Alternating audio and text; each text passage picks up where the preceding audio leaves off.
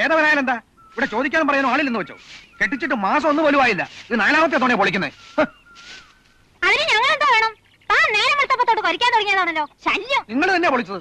നിങ്ങൾ അറിയാതെ നടക്കുകയല്ല. പിന്നെ എന്റെ കൂടി രാത്രി വേലി വിളിക്കലല്ലേ? നീ അല്ലെങ്കിൽ നിന്റെ എലുമ്പന്നായിരിക്കും. നിർത്ത. നീ ആരെയാടാ പേടിപ്പിക്കുന്നത്? എന്നോട് കളിക്കുന്നത് സൂക്ഷിച്ചു വേണം. എന്റെ മോൻ ആരാണെന്ന് അറിയാലോ. അവനകത്തുണ്ട്.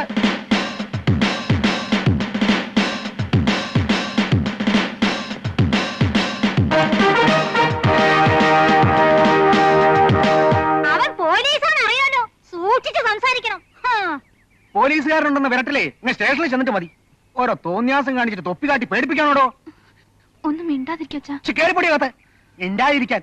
എന്നാ പിന്നെ അയൽക്കാരെ പേടിച്ച് കെട്ടിപ്പറിക്കാൻ സ്ഥലമിടാം. ഓ തന്റെ ഒരു വേലിയും കൂലിയും. വെറുതെ നേരം വെക്കുമ്പോത്തോട്ട് ഞങ്ങളുടെ നേരെ മെക്കിട്ടേറാൻ വന്നാലേ ഒരു കാലല്ലേ കിടന്ന് ചെലിക്കാതെ കയറിപ്പോടോ. ചെറുകയറി വന്നാലേ ലാത്തി കൊണ്ടായിരിക്കും മറുപടി. നിന്നവൻ പോലീസിലാണ്, എന്നവൻ പട്ടാളത്തിലാ. പട്ടാളം എന്നൊന്നും പറഞ്ഞ് പേടിപ്പിക്കണ്ട. പോയിട്ട് 4 മാസം പോലും ആയില്ല. അതിനു മുമ്പ് ആ പേരും പറഞ്ഞ് ഞെളിയല്ലേ. നീ ആരാടാ അത് പറയാൻ? നിന്നെ പോലെ ഉണക്ക പോലീസ് അല്ല അവൻ. അവനെങ്ങാനി അറിഞ്ഞ നിന്റെ കഥ കഴിക്കും. അവൻ വന്നതേ ഞങ്ങളുടെ രോമം പറിക്കില്ല. എന്നിട്ടാ നിങ്ങളുടെ വിത്തക്കാട് ചേർക്കണില്ലേ? അവനവിടെ പട്ടാളത്തിൽ എന്തോ കാണിക്കാനാ? നിന്റെ പോലാടി വിത്തം. എന്നെ കൊണ്ടൊന്ന് പറയിപ്പിക്കണ്ട. നാട്ടുകാരൊക്കെ കേൾക്കും. കേക്കട്ടടി. എനിക്കേതായാലും ഇന്ന് രണ്ടിലൊന്നും അറിയണം. ഈ വേലി പൊളിച്ചത് ആരാന്ന് അറിയണം. താൻ തന്നെ ആയിരിക്കും പൊളിച്ചത്. നിന്റെ മറ്റനാടി പൊളിച്ചത്. ഈ അച്ഛനല്ല വിളിച്ചത്. നീ ഒന്നും ഉണ്ടായില്ലടാ. തോന്നിയാസം പറഞ്ഞാലുണ്ടല്ലോ വേലിയാട്ടം വിളിക്കലൊക്കെ തന്നെ വീട്ടുകാർക്കായിരിക്കും. എന്റെ തനിയാറൊന്നും എനിക്കറിയില്ല. പേടിപ്പിക്കാതെ വേലി പൊളിച്ച സമാധാനം പറയണോ? നേരമായി ഞാൻ ക്ഷമിക്കുന്നു. അടിച്ചു തന്നെ ഡെപ്പി അന്തരിപ്പിക്കും. ഓട്ടന്നേ നിങ്ങൾ നിസ്സാര കാര്യത്തിനടുത്ത് വെട്ടാനും കുത്താനൊക്കെ വന്നോട്ടെ. അതുവരെ ഞാൻ ക്ഷമിക്കാം. മോനെ വാ.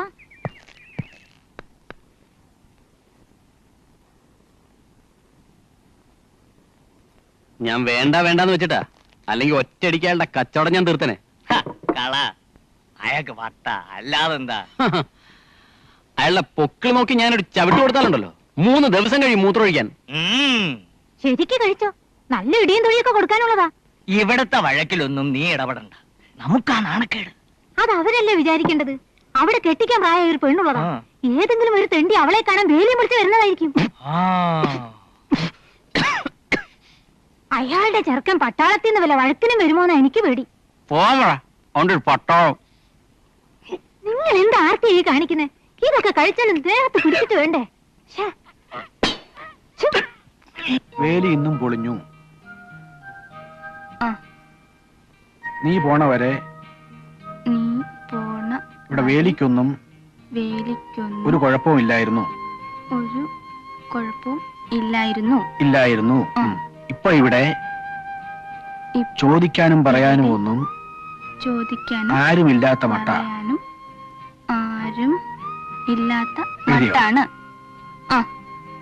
ചോദിക്കാൻ ചെന്നതിന് എന്നെ തന്തയും മോനും ആ താടകയും കൂടി തല്ലാൻ വന്നു. നിനക്ക് കെട്ടിക്കാൻ പ്രായമുള്ള ഒരു പെങ്ങളുള്ളതാ. കെട്ടിക്കാൻ പ്രായമുള്ള പെങ്ങളുള്ളതാ. അവളെ ഓർത്താണ് ഞാനൊന്നും മിണ്ടാത്തത്. അവള് ട്യൂട്ടോറിയൽ പോകുന്നുണ്ട്. കടുത്തമൊക്കെ കണക്കാ. അതൊന്നും എഴുതണ്ട. ഞാൻ നന്നായിട്ട് പഠിക്കുന്നുണ്ടല്ലോ. ഞാൻ പറയണ കൂടെ എഴുതാൻ വഴി. നീ കുറച്ച് ദിവസം അവധി എടുത്ത് ഇങ്ങോട്ട് വരണം. ഇതിനൊരു പരിഹാരം ഉണ്ടാക്കണം.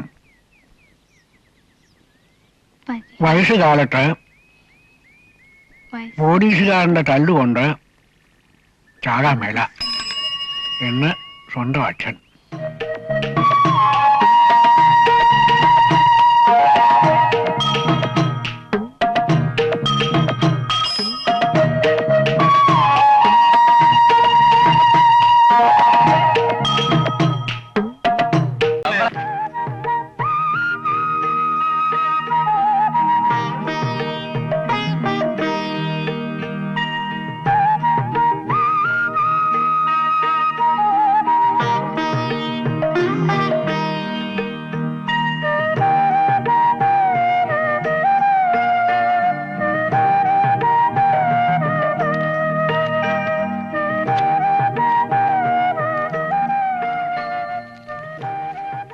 അച്ഛാ ഞാൻ ഇറങ്ങുവാ.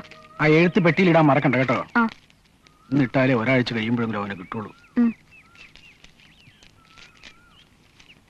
ഹോ, എത്ര നേരം നിനക്ക് ഒരുങ്ങാൻ. വാ വാ.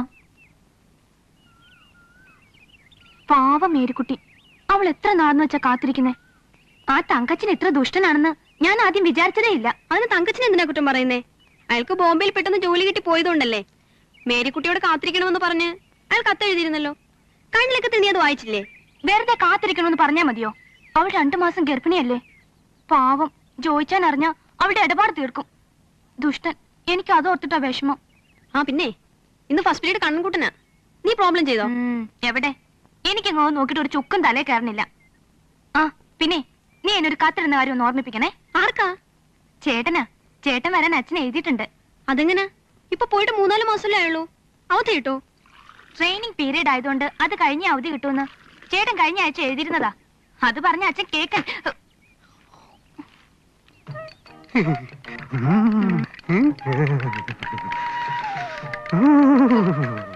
ഈ നീർക്കോലിക്ക് വായ്നോട്ടം കുറെ കൂടുന്നുണ്ട്.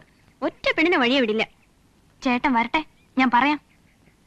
സ്റ്റേഷന്റെ വരാന്തയിൽ നിറതോക്കുമായി പാറാവ് നിൽക്കുമ്പോഴും രാവിലെ ഇളം വെയിലിൽ പരേഡ് ചെയ്യുമ്പോഴും കുറ്റവാളികളുടെ പിന്നാലെ കുതിച്ചോടുമ്പോഴൊക്കെ എന്റെ ഉള്ളിന്റെ ഉള്ളിൽ ഒരു മുഖമേ ഉള്ളൂ.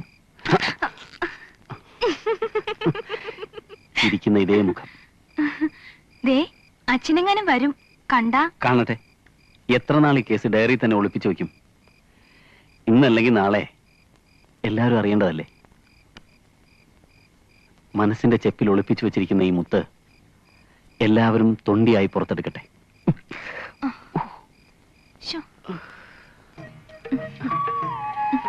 ഏകാന്ത രാത്രികളിൽ ഈ കാലൊച്ച കേൾക്കാൻ കാതോർത്തു ഞാനിരിക്കും. അച്ഛനെങ്ങാനും ഈ കാലൊച്ച കേട്ടാ കൊന്നുകളയും. ചേട്ടന് നേരെ വന്നൂടെ? ഈ വേല് പൊളിക്കുന്നതാ കുഴപ്പം.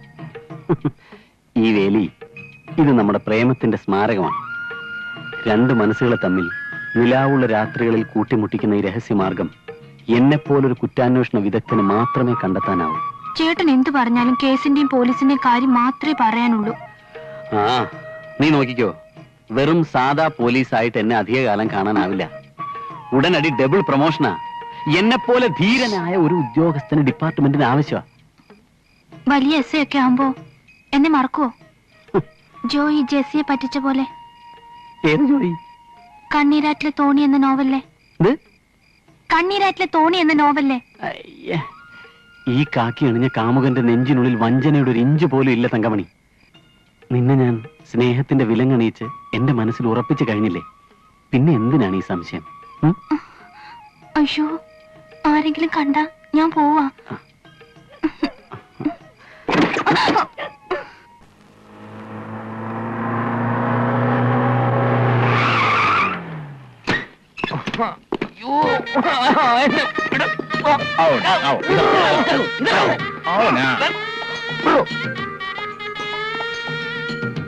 നമസ്കാരം.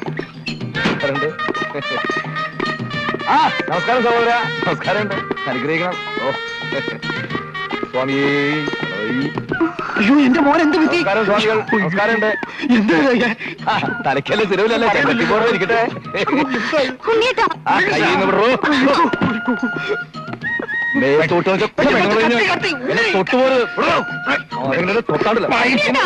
എന്തായത്?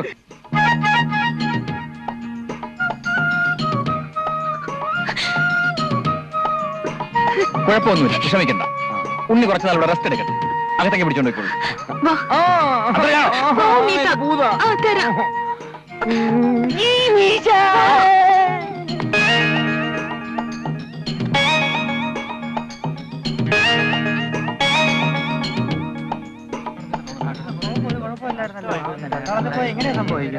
എന്ത് പറ്റി സാർ? എന്റെ മോൻ എന്ത് പറ്റി? മെന്റല. കുറച്ചു ദിവസം ആശുപത്രിയിലായിരുന്നു.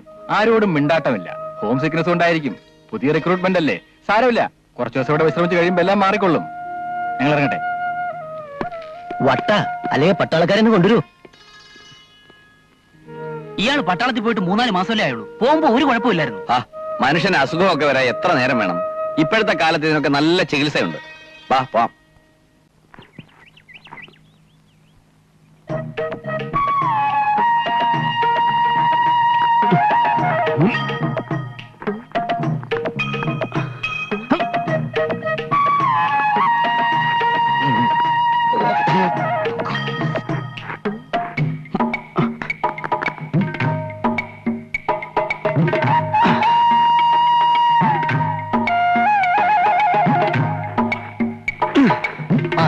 ഇതാകത്തോണ്ട് പോയി കുഴമ്പൊക്കെ എടുത്തോ. ഇപ്പൊ കൊണ്ടുവരാവനെ. ആ കൊണ്ടു.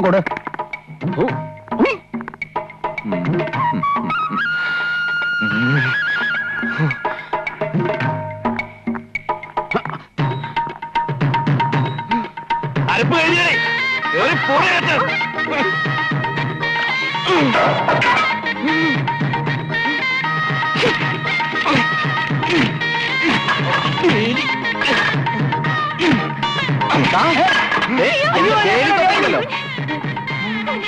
നമസ്കാരം.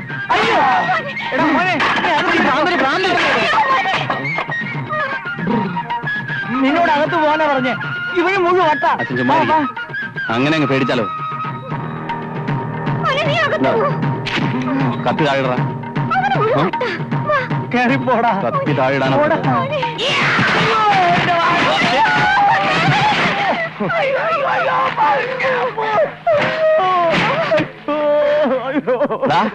വെട്ടി വെട്ടി നീ പോലീസുകാരന്റെ വാഴ വെട്ടിയല്ലടാ. എന്നെ കൊണ്ട് നീ ലാത്തി എടുപ്പിക്കരുത്.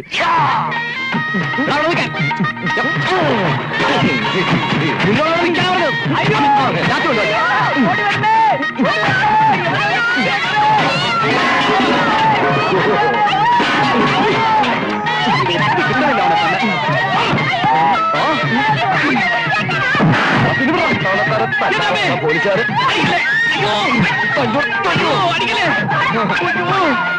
ഒരു AK-47 ഉണ്ടായിരുന്നെങ്കിൽ ഞാൻ കാച്ചണേ.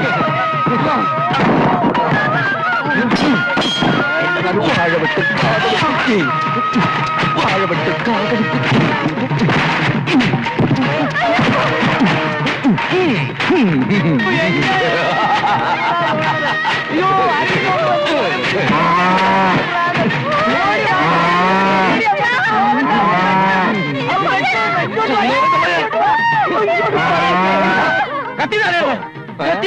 നമസ്കാരം.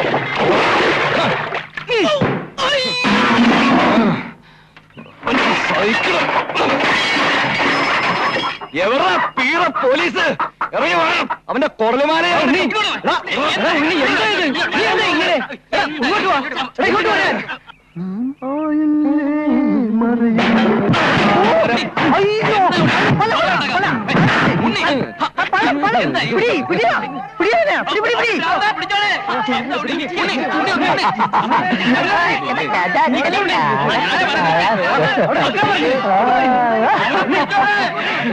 നാട്ടുകാരോട് കളിക്കാനും കയറിയിരിക്കുക.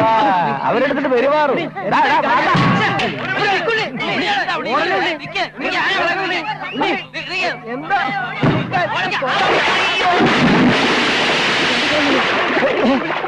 ഇക്കണക്കിന് അവൻ ആരെയെങ്കിലും വെട്ടിക്കൊന്ന എന്താ ചെയ്യുക? അവന് എവനോടാ ദേഷ്യം മുഴുവൻ. ഞാൻ വേണ്ടാന്ന് വെച്ചിട്ടാ. ഒറ്റ മുതലപ്പൂട്ടിന് അവനെ വീഴ്ത്താൻ എനിക്ക് അറിഞ്ഞൂടാത്തോണ്ടല്ല. പതുക്കെ പതുക്കെ. ഏയ് അതത്ര എളുപ്പമുള്ള കാര്യമല്ല. വട്ടു വന്നാ പിന്നെ ഇരട്ടി ശക്തിയാ. വട്ടാണെങ്കിൽ ചങ്ങലൊക്കെ ഇടണം. നാട്ടുകാർക്ക് കിടക്കപ്പുറത്തി വേണ്ടേ? ചൂട് പിടിച്ചോടു.